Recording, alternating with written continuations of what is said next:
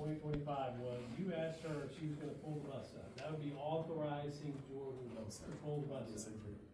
If she believed, if she didn't think you were joking, if she believed, that when you said, are you gonna pull the bus up, you meant it, No, sir. that would be authorizing her to pull the bus up, No, wouldn't it? sir. I would have, based on what I'm trying to submit and the statements that we have from our volunteer coaches and students that's been serving in manager/coaching I'm not roles. trying to argue with you, Mr. It Larry. is explaining that. You've denied the that has question, you've never- denied the answer, that's fine, we can move on. You, told the board earlier that Coach Hickenbotham approves your routine, but you're not suggesting to the board that he's okay with students driving the bus, are you? Nobody should be okay with it, sir. And did I hear you say that there are other times when you left keys in the bus? If And you look- kids have access to the bus with the keys in it? They do, at any time, because that's one of the places where we leave the keys after we, use the bus, sir. And Okay. Actually, I have the text message to where I was That's, told. you've answered the question, that's enough, thank you. All right, that's it. for me. All right, questions from the board? I have a question. Just for time reference, what time was the bus scheduled to leave to make it to Monroe on time? We were supposed to leave at 3. We play our JV games at 5. Per our experience, we ran the tournament at Benton during the year. That's why I have the record of having communication with, Mr. Hick and then Principal Biggs. In this email communication, it was asked, why are you checking the girls out so early? I scheduled a pregame meal at 1. We played at, we gotta be on the court by 3:45. You have traffic that goes to bed. And some of our ladies don't eat. So, if we play that early, they need to get there 2 hours in advance. That was the goal that day. But it was a lot going on. Our 9th grade program was about to have. Do you have a personal set of keys, or is it just one set of keys for the bus? Keys, sir. There's 2 sets of bus keys. Yes, sir. And so you're saying it's district policy to leave the keys readily available in the bus unlocked? Yes, sir. I can show you the text message. I'd like to see it. Who's it from? Coach Hick, the athletic director, and I actually asked for CYA to take a picture of when you leave the bus keys.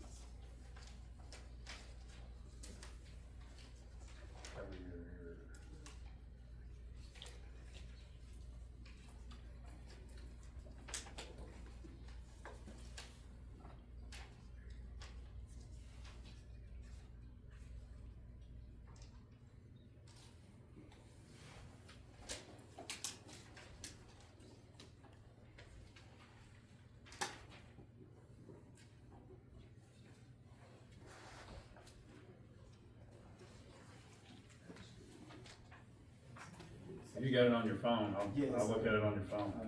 Madam Roach? Yes, sir? It's the picture that was submitted in my appeals packet. Okay. Well, where's that? I'll take that picture.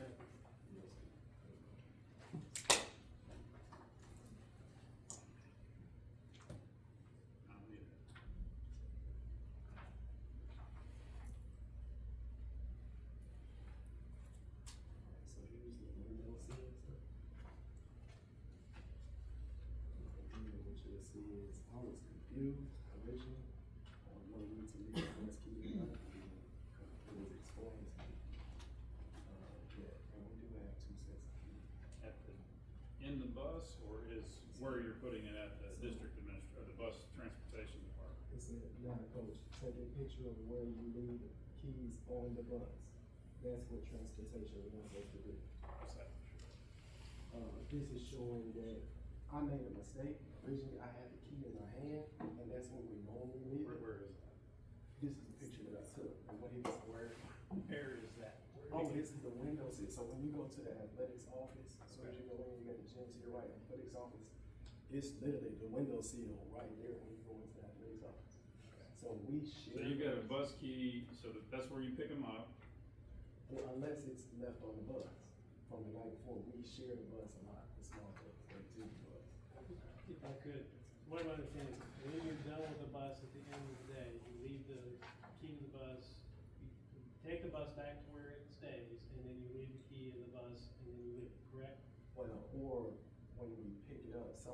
there, sometimes it's on the bus, sometimes another coach has the key.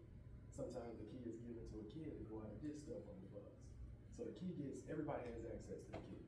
And if they see us doing it, the kids know where the bus keys are. That's why when Lex talked about driving the bus before, we got multiple testimonies saying that's incorrect. That's an emergency situation. Well, sometimes we get back at midnight, 11 o'clock. Sometimes we have to leave during the school day.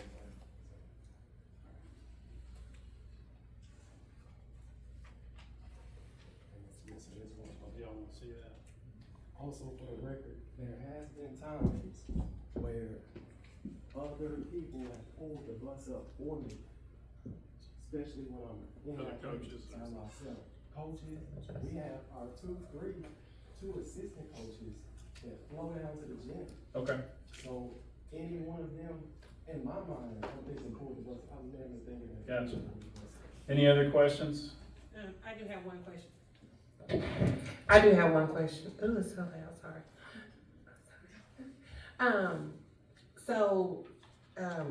My question is to you. All of this has transpired. Seems like this is one incident. After just like looking back at this incident, is there anything that you would have did differently in this situation? I was not. Can you speak into the mic so they can hear you, please? I was not. It's I not- was not aware. Just speak up. Okay. Yes, I was not aware of what actually happened until I saw the video in the district office on Wednesday. So I'm going until Wednesday. We play that Friday, and I get an email saying, "Hey, meet me in the office at 10 a.m." And then Saturday and Sunday I can take on campus. Okay, Coach Larry, can I stop you for 1 second? Cause I wanna, just the other thing, Would I do anything differently? I've tried to recruit 11 assistant volunteer coaches. Now that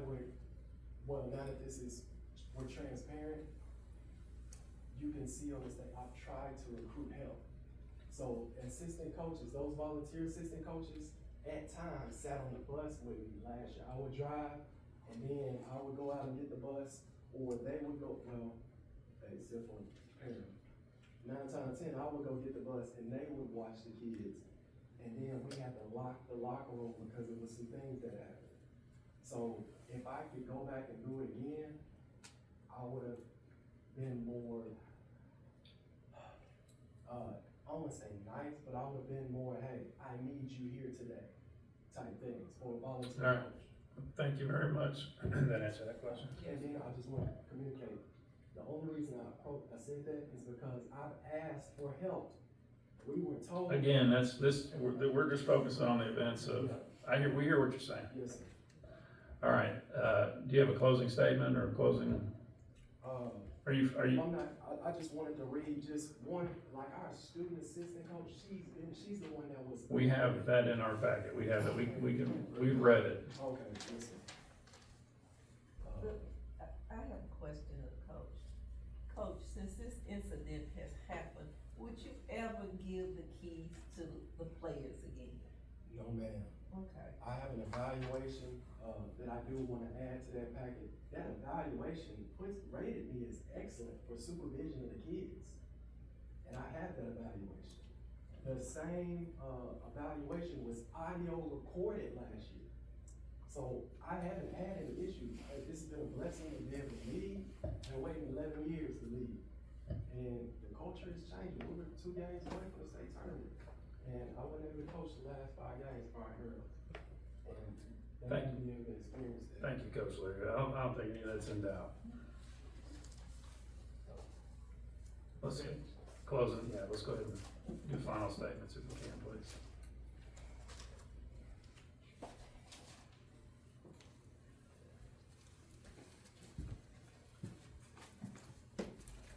Thank you for your time and attention this evening.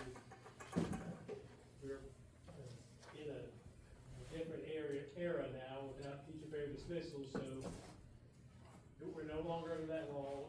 This is a question of termination of the contract, and all you need is just cause to terminate the contract. The standards are not as high anymore. We've certainly presented sufficient evidence to you. You heard some back and forth with Ms. Campbell about whether or not he directed the students to drive the bus. I don't think that really matters. He created a situation where multiple teenagers were on a bus, unsupervised. He didn't know what was going to happen from there.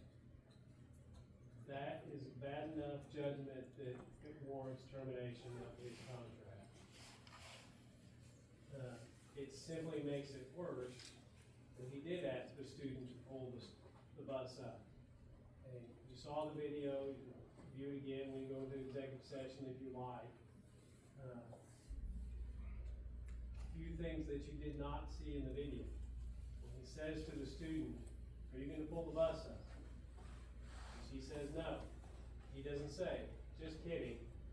That was a joke. Don't really do that. Don't let anybody else do that." He doesn't warn the student. He didn't give the student the key and say, "You may only turn the car on. Nobody may move the bus." He doesn't say that. He leaves her with, "Are you gonna pull the bus up?" From that, the student understood he wants the bus moved up. That's why on the bus, all the students are telling the one who drove the bus, he said, "Bring it up," because she was left with that impression that he wanted the bus moved up. So that just makes our situation worse. What really matters here is he gave, and I like Ms. Campbell's statement that driving is an attractive nuisance. If you have an attractive nuisance, the law is you have to take reasonable steps to prevent children from accessing the attractive nuisance. So if you have a swimming pool on your property, you build a fence around it, so children don't come to the pool unsupervised. Otherwise, you can face liability. If you have a playground, you build a fence around it to control access, to make sure that children are supervised.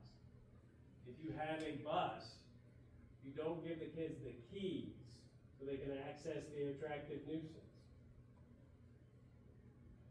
It is telling, in some of the initial statements, it was denied that, we weren't told that students couldn't do this.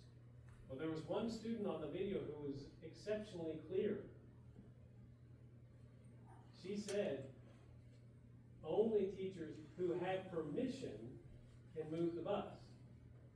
She understood it's not just any teacher, but only teachers who are allowed, and certainly students can't move the bus. She was crystal clear on that. So Mr. Larry's confusion about that, I think, again, supports termination. Now, at the end of the packet that we gave you, this is from a training. If you see the last page, you'll see a sign-in sheet with training. Mr. Larry signs it.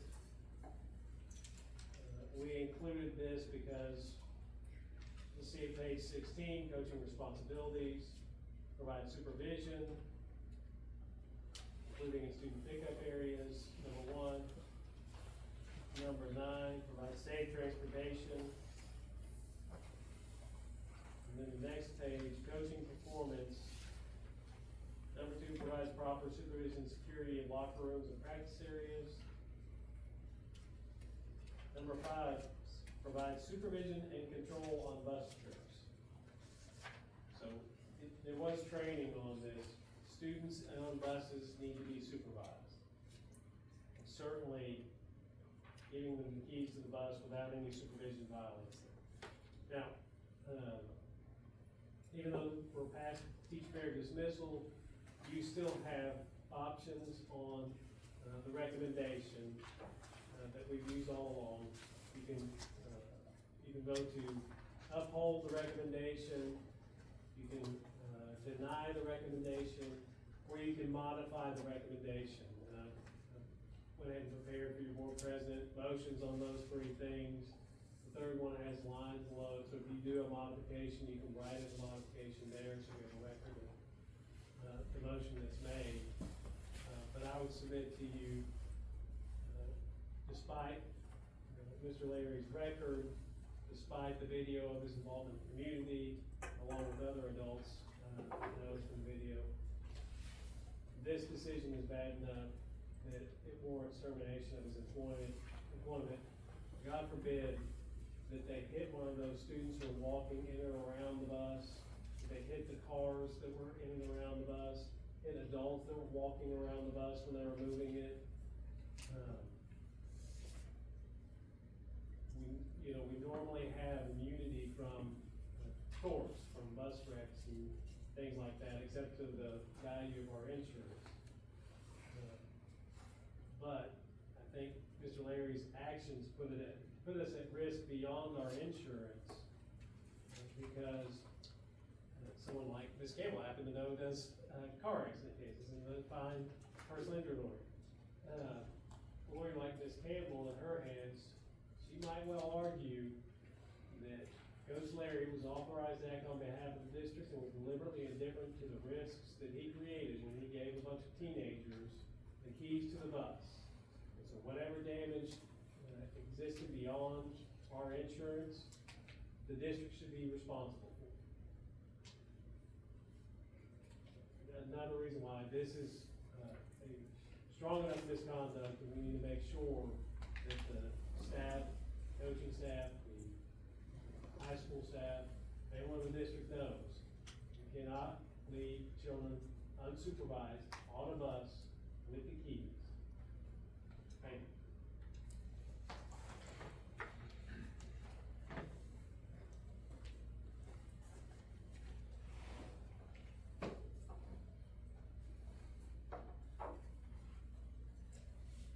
There are times when people are gonna make human error. Even parents, teachers, coaches, principals don't always make the wisest decision. Sometimes you don't make the wisest decision when you are under stress and you have time limitations, as was explained to you by the coach.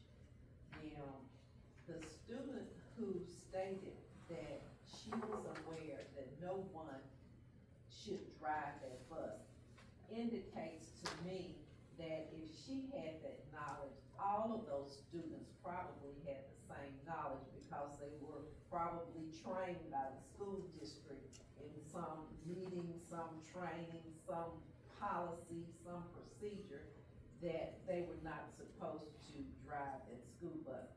It's really no different from a student or a teenager going and taking their parents' car without permission. You usually know that you're not supposed to take a vehicle without giving permission.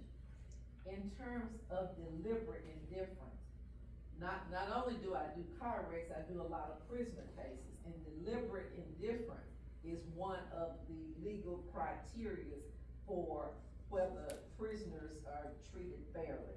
So deliberate indifference means that it has some willfulness that's associated with being deliberately indifferent.